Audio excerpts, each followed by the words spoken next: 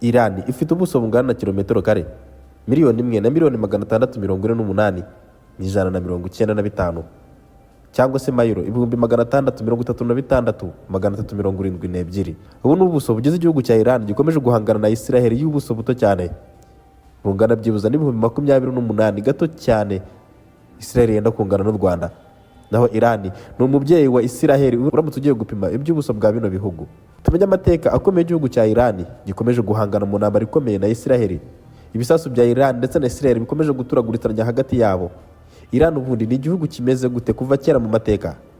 Reka duhere kera iki gihugu gitangira gushingwa, abami bacyo bakiyoboye uko cyateye imbere kugeza umunsi gitangiye guhangana na Israel gikora ibitwaro bya kirimbuzi biremereye cyane, ndetse kikaba igihugu cy'ubukombe gitingwa mu karere giherereyemo, dore ko kigira uruhare rukomeye muri politike zihabera. Njye muri kumva muri kiganiro nitwa Medali, wibuke gukora subscribe, share, like ndetse na comment kugira ngo tujye tubana mu biganiro byacu bya buri munsi. Iran ni igihugu giherereye mu burengerazuba bwo hagati, igihugu gifite amateka maremare kandi yihariye mu buzima bw'ibihugu byo kuri uyu mugabane wa Aziya. Iran kandi izwi nk'igihugu cya Persia. Iran ni igihugu cyubatse ku nkingi z'amateka, ubukungu bwifitemo amabuye y'agaciro, peteroli, gaze ndetse n'ibindi, n'umuco ukomeye cyane. N'iyobokamana byagize uruhare rukomeye mu kubaka kino gihugu ndetse no kugaragaza ishusho yacyo kuva kera mu ntangiriro kugeza magingo aya, kuva mu bwami bw'aba Academies, Abasedonis kugeza ubu ku rwego rwa repubulika. Iran yakomeje kuba igihugu cy'ingenzi ndetse n'amateka akomeye cyane mu micungire y'akarere ka Aziya yo hagati ndetse no mu bindi bihugu bituranye na Iran. Iran ni igihugu cyubashywe kubera amateka yacyo akomeye cyane kuva kera mu gihe cy'ubwami. Mu by'ukuri amateka ya Iran ntago ashingiye ku buyobozi gusa buriho uyu munsi, ahubwo ni amateka y'impinduka zishingiye ku bukungu, intambara, imyemerere, ubucuruzi n'ibitekerezo by'abahanga bafite za filozofi zitandukanye mu iyobokamana ndetse no mu bindi bice byinshi cyane bikomeje kuba inkingi za mwamba za kino gihugu cya Iran kuva kera mu mateka. Uko ibihe byagiye bisimburana, ingoma zisimburana, byabaga intandaro y'impinduka zikomeye zagejeje igihugu cyo ku rwego rwo hejuru. Ndetse uyu munsi Iran ikaba ari igihugu gihambaye ku buryo amahanga yose yumva Iran agahinda umushyitsi, cyane cyane ibi wabibaza abanyayisiraheli.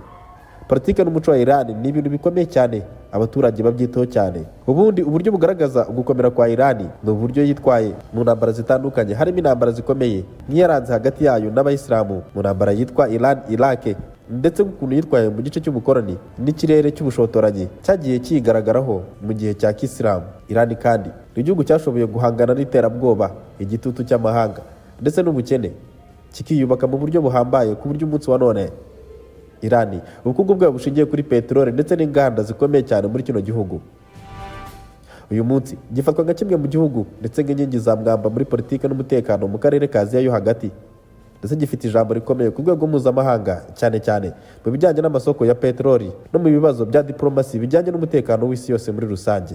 Mu nyandiko nyinshi ndende zagiye zandikwa zigaragaza uburyo ki Iran ari igihugu gikomeye cyane, ndetse izi nyandiko zasesenguye uburyo Iran yagiye iba igihugu gihambaye kugeza umunsi wa none, uko ubukungu bwagiye bwubakwa, uko igihugu cyahindutse igihangange, ndetse n'uburyo Iran yagiye ihinduka igihugu cy'amateka kugeza umunsi wa none ikaba yubahwa ku ruhando mpuzamahanga. Kuva nyuma y'impinduramatwara y'abayisilamu mu mwaka w'1979, Iran yatangiye urugendo rwo kwiyubaka ndetse no kwihagararaho mu karere rwubakiye ku miyoborere y'ubuyobozi bwa Kisilamu, ubukungu bwa peteroli n'ubushake bwo kudaterwa n'ibihugu by'ibihangange nka Leta Zunze Ubumwe za Amerika. Iyi mpinduramatwara ntiyahinduye gusa imitegekere y'igihugu, ahubwo yatanze umurongo mugari uhamye wo kwiyubakira ububasha bushingiye ku bushobozi bw'imbere mu gihugu, aho gutega inkunga ziturutse mu mahanga.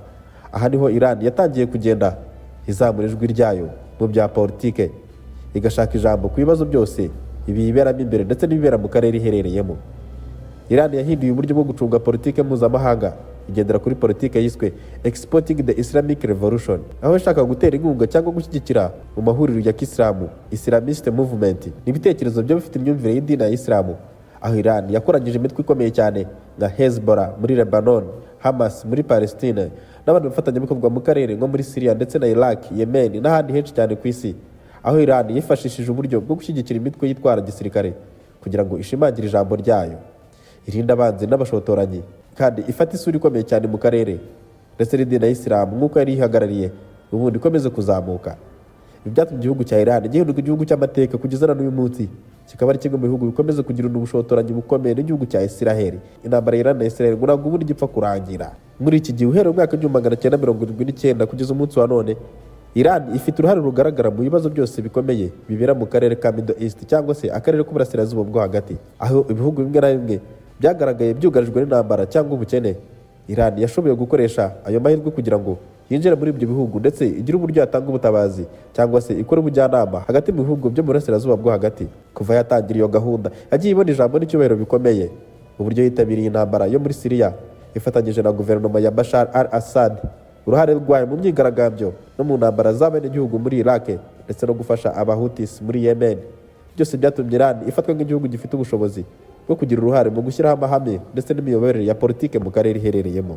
Ikindi cyatumye Iran ihinduka igihangange ni ubushobozi bwa gisirikare bwagiye bwiyongera uko imyaka yagiye ihita. Iran yashyize imbaraga mu gukora intwaro zayo bwite zirimo n'indege zidatangwa n'abantu cyangwa se drone, misile za balistike zishobora kurasa kure cyane ndetse n'ubushakashatsi kuri nuclear cyangwa se ibitwaro bya kirimbuzi. Nubwo hakiri impaka ku ntego za gahunda yayo ya nuclear gukora ibitwaro bya kirimbuzi n'ubushobozi bwayo mu rwego rwa tekinike n'ubushakashatsi, ubushakashatsi bwatumye ikangurira ibihugu by'amahanga cyane cyane Amerika nabo bifatanyije kugira impungenge z'umutekano. Ubu buryo bw'imyiteguro bwatumye Iran igira igihagararo gikomeye ahita kiboneka nk'igihugu cyoroshye kwinjiramo no guhindurira imitegekere yacyo ku gahato. Ibi kandi nibyo biri guteza diplomasi ikomeye cyane n'ubwiryane hagati mu mahanga, aho intambara za buri munsi zikomeza kubyuka amanywa nijoro. Iran kandi yifashe diplomasi n'ubutwererane n'ibihugu bikomeye byo hanze mu Burusiya, Ubushinwa ndetse n'ibihugu bimwe na bimwe nka Afurika y'Epfo, Amerika n'ibindi bihugu bikomeye cyane. Iran yagiye igira uruhare rukomeye mu ntambara zabayeho ku isi. Ikindi kigaragaza uburyo Iran yahindutse igihugu cy'igihangange ni uburyo ibasha kugena icyerekezo cya politike mpuzamahanga y'akarere. Icyemezo igihugu kimwe nka Iran gishobora kugira ingaruka zikomeye ku mutekano w'akarere, imihindagurikire y'ibiciro bya politike ndetse no ku iterambere ry'imigenderanire mpuzamahanga. Mu gihe ibihugu nka Saudi Arabia byari byarihariye ijambo muri politike zifitanye isano na Isilamu, Iran yaje igenda irushaho guhangana n'izo politike ndetse n'izo mpinduka, bigatuma habaho impaka ihangana, ariko nanone bigatuma yemererwa nk'umufatanyabikorwa w'ingenzi mu biganiro byose. Ubukungu bw'iki gihugu cyane bwubakiye ku mutungo kamere wifitemo, by'umwihariko cyane cyane nk'ibijyanye na peteroli ndetse na gaze icukura ku bwinshi. Iran ifite ububiko bwa kabiri bunini bwa gaze nyuma y'Uburusiya ndetse n'ibindi bihugu byinshi cyane ku isi, ndetse ikaza no ku mwanya wa mbere mu bubiko bwa peteroli. Ibi byatumye ubukungu bwayo bushingira cyane ku bucukuzi, kugurisha no kohereza ibikoresho hanze y'igihugu. Peteroli, amavuta bifitanye amasosiyete ya leta nka National Iranian Oil Company (NOIC) bihabwa uburemere bukomeye muri gahunda y'igihugu, ndetse harimo n'uruhare runini mu ngengo y'imari y'igihugu cya Iran. Nubwo Iran ihura n'ibihano mpuzamahanga, by'umwihariko ibijyanye na gahunda ya nuclear yayo yagiye ishaka inzira zitandukanye zo gukomeza kugurisha ibikomoka kuri peteroli. Mu gihe ibihugu bimwe na bimwe byo mu burengerazuba byahagaritse ubucuruzi na Iran, ibihugu nk'Ubushinwa, Ubuhinde n'ibihugu bya Afurika y'Epfo byakomeje kugirana gahunda ikomeye yo kugura ibicuruzwa bya Iran. Ibi byafasha igihugu gukomeza kubona amadovize ndetse no kwiyubaka mu buryo butandukanye.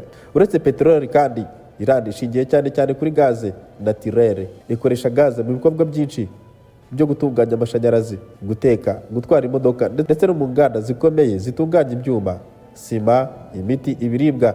Cyakoze umushinga ukomeye wa South Pole cya North Dome Gas Concentrated Field, kimwe mu bice binini ku isi bitanga gaze, gifatanyije n'ibindi bihugu nka Qatar, igice gifite akamaro kenshi cyane mu kuzamura ubukungu bwa Iran no kuyihuza n'amasoko mpuzamahanga hanze. Iran kandi usibye kugira indwara zikomeye cyane, misile za balistike zambukiranya imigabane no kugira ijambo rikomeye mu gace k'uburasirazuba bwa Aziya, ubundi ni igihugu utapfa kwisukira gutinyuka kukirasaho uko biboneye. Keretse Israel yashize ubwoba igurutse indege mu kirere cya Iran ubundi ikajya kukirasa. Iran ifatanya n'abahutis, igafatanya n'abahezbollah, abahamas, abo bose ni imitwe yashizwe na Iran ndetse ikabiterwa inkunga nayo kugira ngo ibashe guhangana na Israel yigize akarakanye mu karere iherereyemo. Igihugu cya Iran igihugu gikomeye ku buryo utapfa kubitekereza mu ntambara zitandukanye. Ibi kandi bikagira igihugu cy'igihangange ku buryo Iran atari igihugu cyoroheje umuntu wese yapfa gushoramo akaboko uko yiboneye. Umuyobozi wa Iran Ayatollah Ali Khamenei akaba ari umuyobozi umaze igihe kinini ayobora iki gihugu, ndetse akaba ari umuyobozi w'icyubahiro, akaba n'umuyobozi w'idini ry'abashia, abasunite n'abandi bose barizwa mu gihugu cya Iran. Ni igihugu gishingiye ku mahame n'amatwara y'idini ya Isilamu cyane cyane, bakaba bayoborwa n'ijambo ry'Imana. Uramutse ukeneye kumenya byinshi ku gihugu cya Iran, watwandikira muri comment tukakubwira n'ibindi utigeze ubasha kumva.